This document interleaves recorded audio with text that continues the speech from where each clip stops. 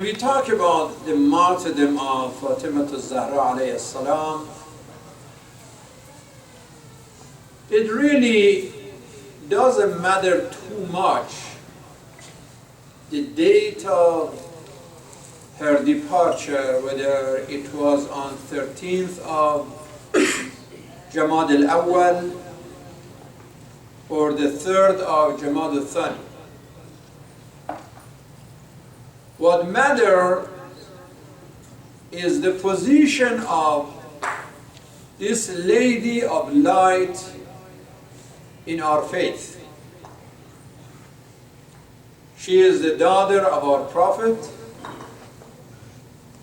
She is the mother of our Imams. And she is the wife of Amir al-Mu'mineen. So 3 significant family positions. And also what really matters, the title or the titles that the Prophet gave to his daughter. You know, when Rasulullah is speaking, peace be upon him, we know that he is not expressing his temptation just out of his personal desires. وَمَا يَنْتِقُ عَنِ الْهَوَىٰ إِنْ هُوَ إِلَّا وَحْيٌ يُوحَىٰ. He is representing the kingdom of heaven. His words are from that source. So when he says, Fatimah to abiha, this is an amazing statement that a young girl treats her father like she is his mom. This is a big lesson for the sons and daughters in Muslim community. How they deal with their parents. How much they learn from Fatimah al-Zahra. She is abiha. There are so many youth that they don't want to even talk with their parents. They want to not talk to their fathers and mothers. Another title that he gave her was sacrifice. He said, Fadawat Fidaha Abuha. And this happened on the night of wedding. When Fatimah al-Zahra is dressing like for Laylat al-Zafaf, and she had her special beautiful shirt, and then a poor person, a poor lady comes, and she doesn't have appropriate clothes. And Fatimah al-Zahra is donating her wedding clothes to that poor lady. Who would do such a thing? I mean, can you imagine any arus in night of wedding that has all these qameez and beautiful clothes, and some of the girls just to go and dance with everybody in the wedding ceremony? Now, she is giving her clothes to the poor, and then she dresses like normal clothes, like her normal shirt, and moves to her husband's house. This is a big sacrifice. Another title was the title of responsibility, that she is a responsible lady. Ya Fatima, i'mali li nafsiki fa inni la ughni anki shay'a.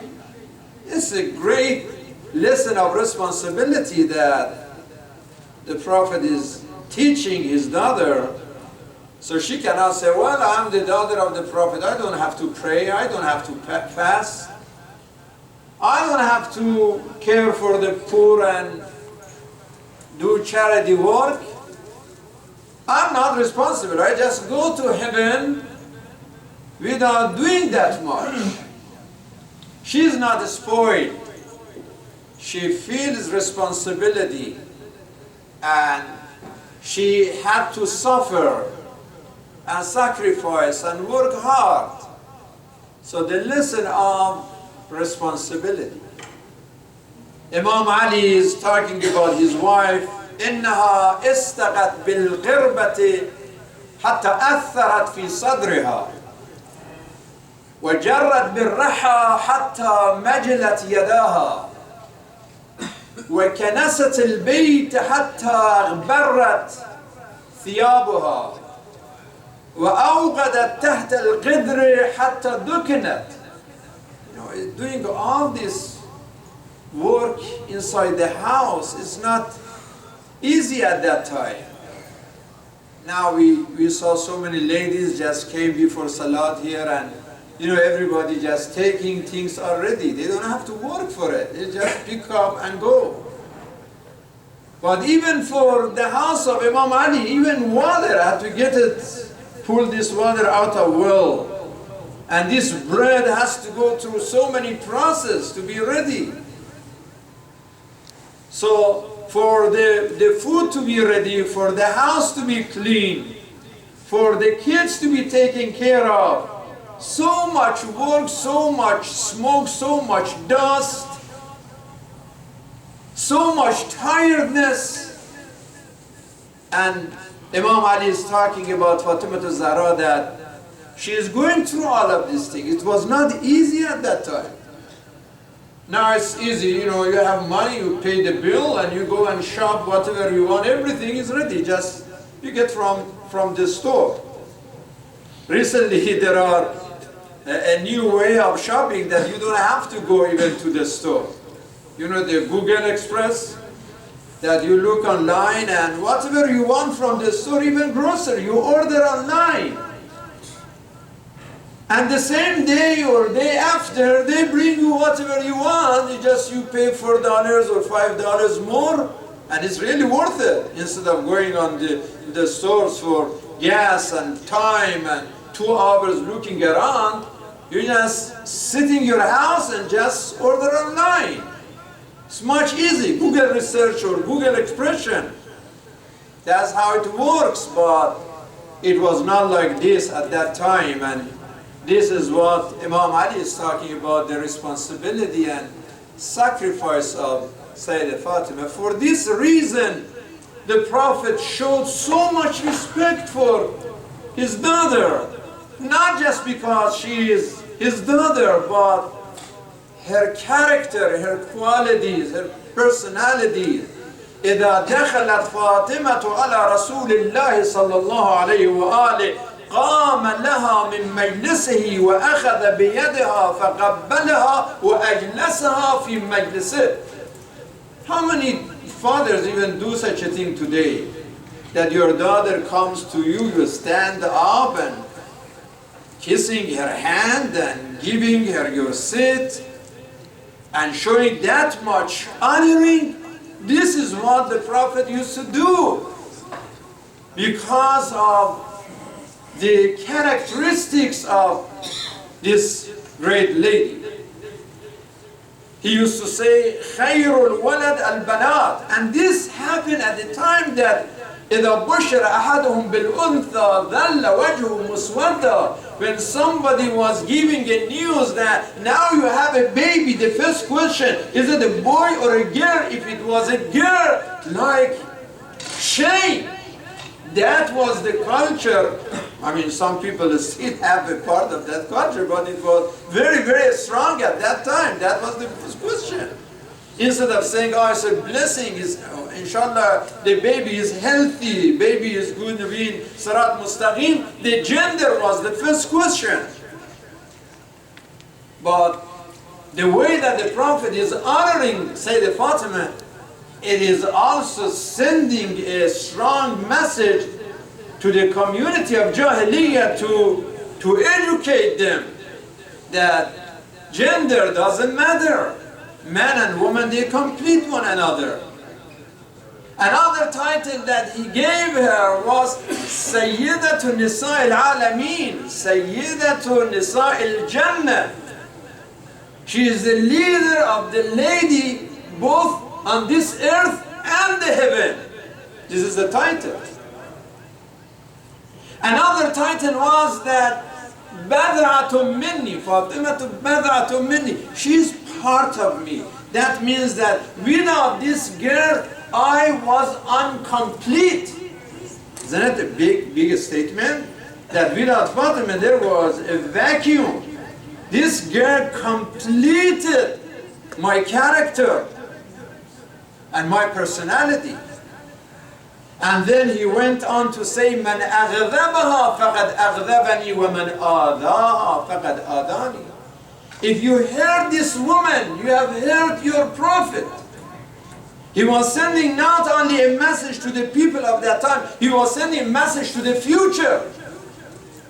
That whoever heard this lady, after the prophet was aware of the developments and the ugliness that would happen later on, when he says, "Inna Allah yaghdibu lighadabik." Not only man aghdabani, even more than that. Inna Allah la yaghdibu lighadab Fatimah.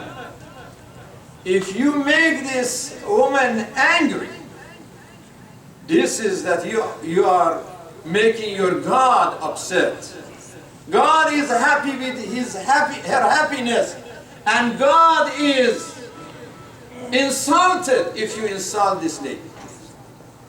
This is how Islam promotes the position of women. That at that time, 1400 years ago, a woman is in the level that if you hurt her, you are hurting God. If you make her happy, you are making God happy.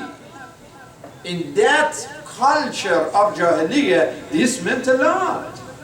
I mean, even the Yahud and Nasara, the Jews and Christians who lived in Medina, they had different, like a woman was like not even the second class. Because they believed that the original sin, you know that the Christians believe in original sin, and they used to say that Hawa, the first woman, was the origin of that original sin. That means that she was the one who fooled Adam. If it was not for her, Adam would not make that sin. So Adam was sinful because of Hawa. And then she had to pay the price for eternity, that till the day of judgment, she is guilty of what she did. The Quran doesn't say that. I have discussed this, if you remember in the past, that every verse in the Quran talks about Adam and Hawa in equal way, that both of them made mistake. It was not just Hawa that went and deceived Adam. So that's very, very important. Because nowadays people think about, oh, Islam and women, like Islam is not fair to women. They think about the current culture and the feminist movement that, you know, was like 1960s. Without remembering that even women in this country till 1920, they could not vote. Now you see Hillary Clinton is running for the White House. But if she was living in this country almost 100 years ago, she could not even go and vote for somebody else. What about herself to be president? Now things change. Even the black could not vote in this country till like 1965, after the civil rights movement. The black, the African American, they could not vote here. These are some new developments. And by the way, when we talk about the woman, many people, they think if a woman works in an office, then she's more respectful. But a woman works at home and raising kids and, you know, cleaning, cooking, taking care of the house, like this is like down. They put a lady, oh, you don't have a job, you are not working. I mean, Islam is not against women go out and work. You know that Sayyidah Khadija herself was a businesswoman, right? Sayyidah Khadija. As a matter of fact, the marriage relationship between her and the Prophet started from a working relationship first. That she used to include him in a caravan to Syria. May Allah save Syria from Daesh and Taliban and Nusra and Al-Qaeda and Saudis and Salafis and Zionists. May Allah save this nation. But that was the experience of the Prophet, peace be upon him. He went to Syria for business. And Khadija was the first businesswoman in Arabia at that time. And the Prophet did not stop that. Although she sacrificed her business and everything that she had for the mission of her husband, but Islam did not stop that. Okay for women to work. It's good as a matter of fact because culture is changing, the things are changing in the society. But that does not mean that if a lady decided to stay at home and work and raising the children and doing really a right responsibility towards raising children, to put her down because of that. No, al-ummu madrasatun إذا أعددتها أعددت شعبا طيب الأعراق. That is the first school. I mean, if you want to build a community, build a good society, build a big, better world, where is it that we have to start from? If you want to have a community of justice, a community of kindness and compassion, a community of beauty and blessing, a community that cares, a united community, an understanding community, a community of hard work. How you make this community? You start from the house. This is a lady, this is a mom who can play such a big role of raising a good family. And when we have good families, we have good community, good society, better world. So don't underestimate the position of woman and the role in the house. Like this Ummahat al-Janubiyat in Janub Lebanon or in everywhere where there are Muqawimun, where there are courageous people. You think it's just by accident? And what kind of sons they raise that they don't have airplane, they don't have tanks, they don't have ships, they don't have all of these modern weapons, but still out of their faith and dedication and determination, everybody is talking about them. Everybody is talking about them. And now all this Khalijiyun and the Rasul Asnam, the Saudis and all of them, they right away they answer to Netanyahu. Right, just was 2 weeks ago that Netanyahu said that why you are doing it secretly? You are in touch with us. Bring it to public. Why you are just doing it like you are doing something wrong? You are in touch with us. Publicize it. Let everybody know about it. Netanyahu said just 2 weeks ago, and they came just, it was yesterday or day before yesterday, they said all the Muqawimun in Lebanon, they are terrorists. That means that, well, we heard what you said, Netanyahu.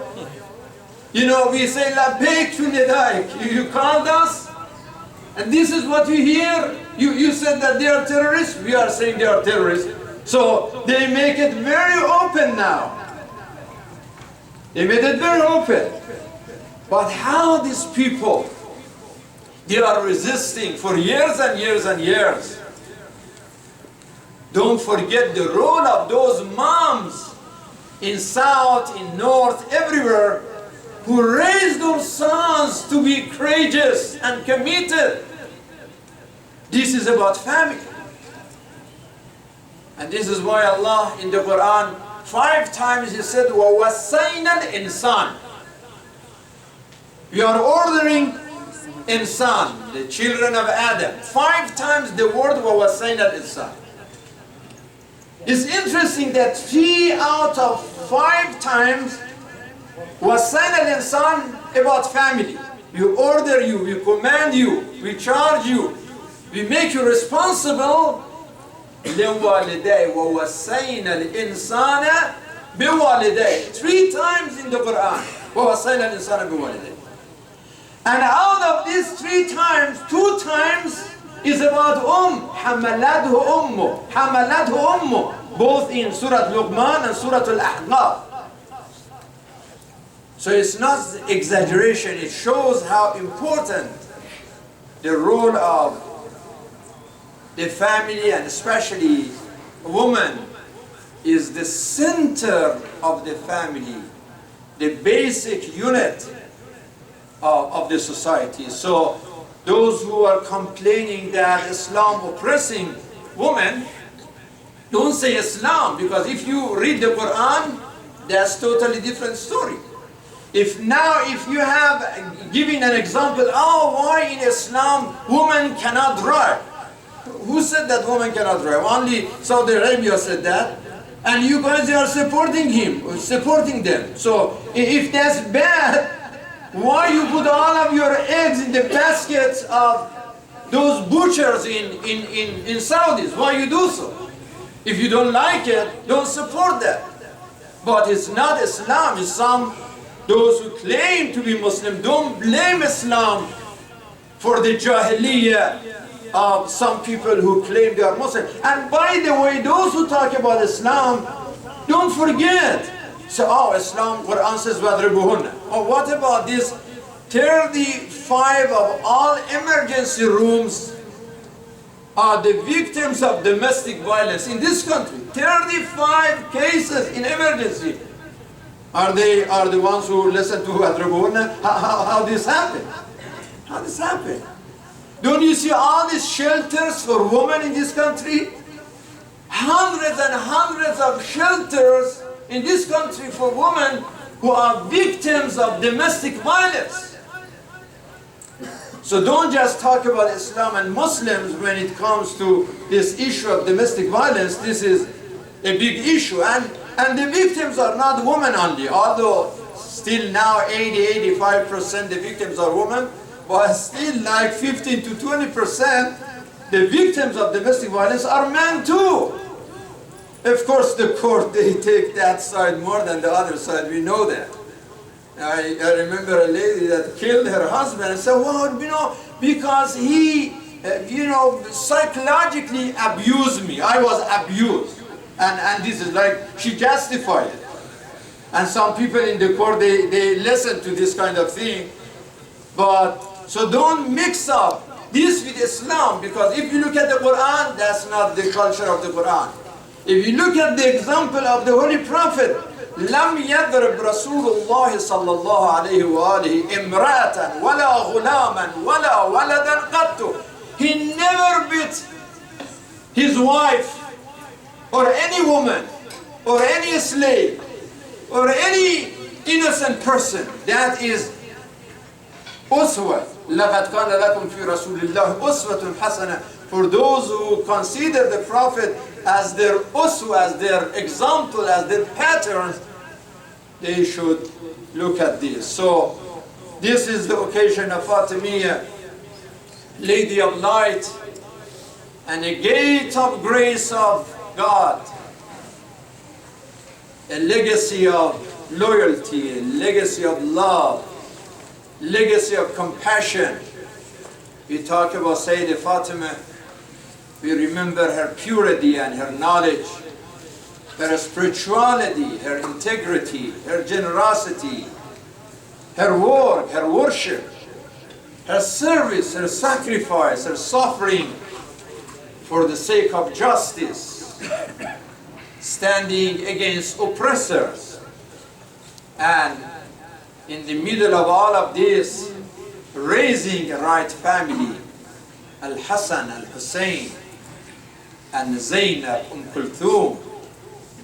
There are so many lessons, brothers and sisters, that we can learn from this occasion. And this is why tonight and tomorrow night we are going to have, inshallah, a wonderful program. We have a wonderful guest from Bahrain. He is among us, praying with us today, Brother Al-Halwarchi. And also we have other local brothers and sisters who are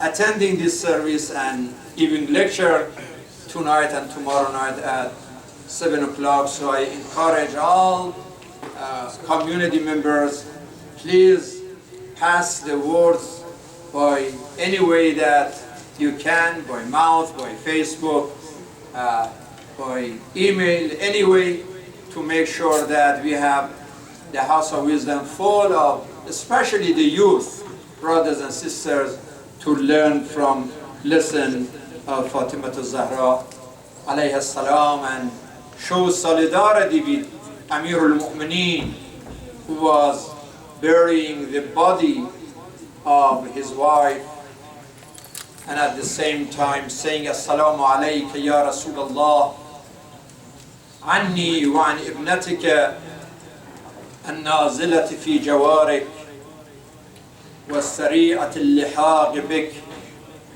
قال يا رسول الله عن صفيتك صبري ورقي عنها تجلدي. O Prophet, please accept peace and salutation from myself and your daughter Fatimah al-Zahra, who is joining you now. Ya Rasulullah, with the departure of Fatima, I'm losing my patience, I'm losing my energy. إلا أن في التأسي لي بعظيم فرقتك وفادح مصيبتك، فلقد وسدتك في ملحدة قبرك وفاضت بين نحري وصدري نفسك، فإنا لله وإنا إليه راجعون. Ya Rasulullah, it is so sad, it's too tough to separate from Fatimah al-Zahra. But of course I know there was no musibah, no tragedy to compare with the tragedy of your death, when I had to take your body and put your pure body inside the grave. That was the biggest tragedy in my life, that nothing can be compared with that. فَلَقَدْ اسْتَرْجَعَتْ الْوَدِيعَ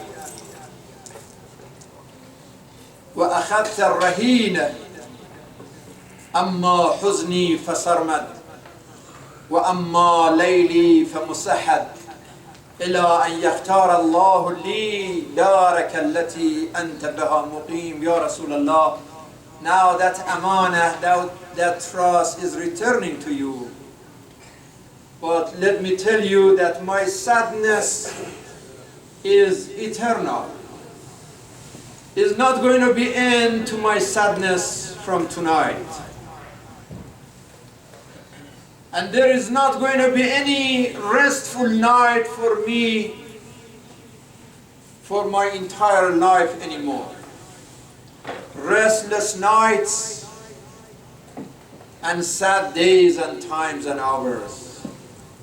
And that sadness will continue till the time that Allah let me join you to be where you are. لكل اجتماع من خليلين فرقة وكل الذي دون الفراق قليل. I know that there is going to be a separation at the end of any friendship and any togetherness. It will end in separation. وإن افتقادي فاطما بعد أحمدي دليل على أن لا يدوم خليل. Separation from Fatimah Zahra indicates that no friendship in this world will last forever. To the point that Imam saying, نفسي على زفراتها محبوسة يا ليتها خرجت مع الزفرات لا خير بعدك في الحياة وإنما أبكي مخافة أن تطول حياتي. بسم الله الرحمن الرحيم. إنا أعطيناك الكوثر فصل لربك وانحر إن شانك هو الأبتر وإلى الصلاة إن الصلاة تنهى عن الفحشاء والمنكر. صلوا على محمد وآل محمد.